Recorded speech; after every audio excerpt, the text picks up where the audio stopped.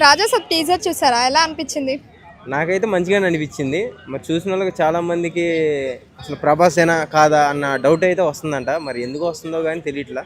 నాకైతే డిఫరెంట్ నాకు అనిపించింది. ఒక దగ్గర సన్నగా, ఓ దగ్గర లావుగా, కొంచెం డిఫరెంట్గా ఫేస్ లావుగా అలా కనిపించింది. కానీ ఏదైనా సరే ప్రభాస్ మొహమేగా అక్కడ చూపించింది.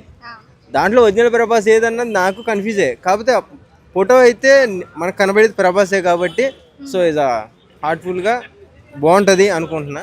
యాజ్ అ లుకింగ్ కానీ ఆ స్టైల్ కానీ అదంతా కూడా ఒక డిఫరెంట్గా కన్నప్ప చూసుకుంటే ఒక శివుడు క్యారెక్టర్ అన్నట్టుగా గడ్డం పెంచుకొని మంచిగా అంత బందోబస్తుగా ఉన్నాడు. కరెక్ట్గా మళ్ళీ ఈ టీజర్కి వచ్చేటప్పటికి మళ్ళీ లవర్ బాయ్ అయిపోయాడు.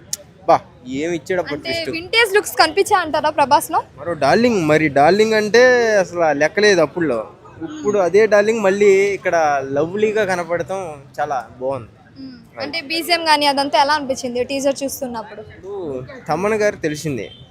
సో ఆ తమ్మన్ గారు ప్రభాస్ గారికి ఎలా కొట్టారంటే ఇచ్చి పడేశారు. ఆయనకి తగ్గట్టు కొట్టారు యాక్చువల్గా. అంటే ఇప్పుడు ఏదైతే వాయిస్ వస్తుందో ఆ సౌండ్కి ఆయన మాట్లాడేదానికి ఆ బీజిఎం కరెక్ట్గా కొట్టాడు ఆయన. కరెక్ట్గా సరిపోయింది. ఇంకొకటి ఆ భయం వస్తుంది చూసా, ఆ లైట్ని ప్రభాస్ ఇలా ఆరిపోయినప్పుడు డైలాగ్ చెప్తాడు. అక్కడ కూడా బీజిఎం లైట్గా వదులుకొని ఒక్కసారిగా పెంచాడు అన్నమాట.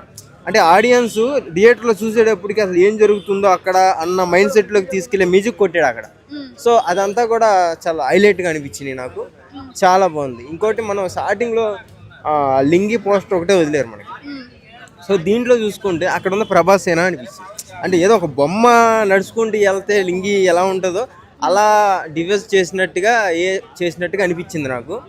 సో మరి థియేటర్లో ఎలా ఉంటుందో ఈ చిన్న చిన్న పొరపాట్లు చూసుకోవాలా. ఎందుకంటే ప్రభాస్ ఫ్యాన్సే కొంతమంది ట్రోల్ చేస్తున్నారు దీని గురించి.